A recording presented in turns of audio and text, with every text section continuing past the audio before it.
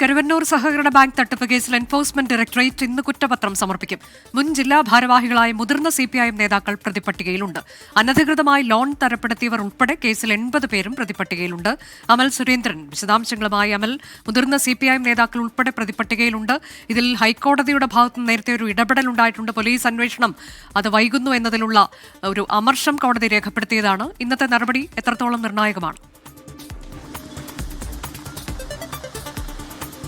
അനുജ, ഏതായാലും കരുവന്നൂർ സഹകരണ ബാങ്ക് തട്ടിപ്പ് കേസിൽ ED ഇന്ന് കുറ്റപത്രം സമർപ്പിക്കുമെന്നാണ് പുതിയ വിവരങ്ങൾ. കലൂർ PLM കോടതിയിലാണ് ED കുറ്റപത്രം സമർപ്പിക്കുക. ഏതായാലും കേരള രാഷ്ട്രീയത്തിൽ തന്നെ വലിയ രീതിയിലുള്ള ചർച്ചകൾക്ക് ഇടവെച്ച ഒരു തട്ടിപ്പ് കേസാണ്. ഇതിന്റെ ഭാഗമായാണ് EDയുടെ പുതിയ നീക്കം എന്ന് പറയുന്നത്. AC Moideen, PK Biju, MM Varghese, അതോടൊപ്പം തന്നെ തൃശൂർ കോർപ്പറേഷൻ കൌൺസിലറായുള്ള അനൂപ് ഡേവിസ് കാട തുടങ്ങിയവരാണ് ഈ പ്രതിപട്ടികയിലുള്ളത്.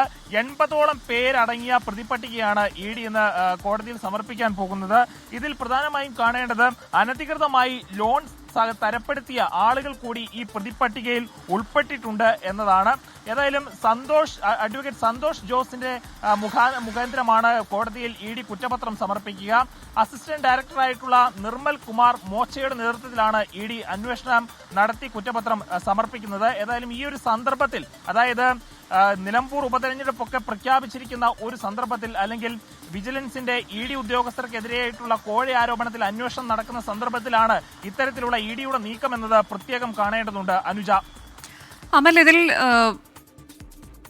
പ്രതിപട്ടികയിൽ മറ്റ് ചിലർ കൂടിയുണ്ട്. അതായത് അനധികൃതമായി ലോൺ തരപ്പെടുത്തിയവർ ഉൾപ്പെടെയുണ്ട് എന്നുള്ളതാണ്. മറ്റൊന്ന്, ഏറ്റവും പ്രധാനമായി ഇതിൽ കള്ളപ്പണ ഇടപാട് നടന്നിട്ടുണ്ട് എന്നതാണോ ED കണ്ടെത്തൽ? അത് ജില്ലാ നേതൃത്വത്തിന്റെ അറിവോടെ ബാങ്ക് അക്കൗണ്ടിലൂടെ CPIMന്റെ കള്ളപ്പണ ഇടപാട് നടത്തി, ഇതാണോ EDയുടെ കണ്ടെത്തൽ? അനുജ, ഏതായാലും ഈ ഒരു കേസിൽ കള്ളപ്പണ ഇടപാടിനെ കുറിച്ചുള്ള സംശയങ്ങളെല്ലാം ആദ്യം തൊട്ടേ ഉണ്ട്. ഏതായാലും കള്ളപ്പണ ഇടപാട് കൂടി ഈ ഒരു അന്വേഷണത്തിന്റെ പരിധിയിൽ, അതായത് വെറുതെ ലോൺ തട്ടിപ്പ് മാത്രമല്ല, അതിന് പുറമെ കള്ളപ്പണ ഇടപാട് കൂടി ഇതിന്റെ ഭാഗമായി നടന്നിട്ടുണ്ട് എന്ന് തന്നെയാണ് EDയുടെ കണ്ടെത്തൽ. ഏതായാലും ഈ ഒരു കുറ്റപത്രത്തെ സംബന്ധിച്ചിട്ടുള്ള കുറെ കൂടി വിശദമായിട്ടുള്ള വിവരങ്ങൾ നമുക്ക് ലഭിക്കാനുണ്ട്. അതിനുശേഷം മാത്രമേ കുറെ കൂടി ആധികാരികമായിട്ടുള്ള ഒരു വിവരം നമുക്ക് നൽകുവാൻ സാധിക്കുകയുള്ളൂ. പക്ഷേ കള്ളപ്പണത്തെ കുറിച്ചുള്ള വ്യക്തമായ പരാമർശങ്ങൾ ഈ ഒരു കുറ്റപത്രത്തിൽ ഉണ്ടെന്നാണ് തന്നെയാണ് നമ്മൾ മനസ്സിലാക്കുന്നത്. അനുജ, കരുവന്നൂർ സഹകരണ ബാങ്ക് തട്ടിപ്പ് കേസിലാണ് എൻഫോഴ്സ്മെന്റ് ഡയറക്ടറേറ്റ് ഇന്ന് കുറ്റപത്രം സമർപ്പിക്കുന്നത്.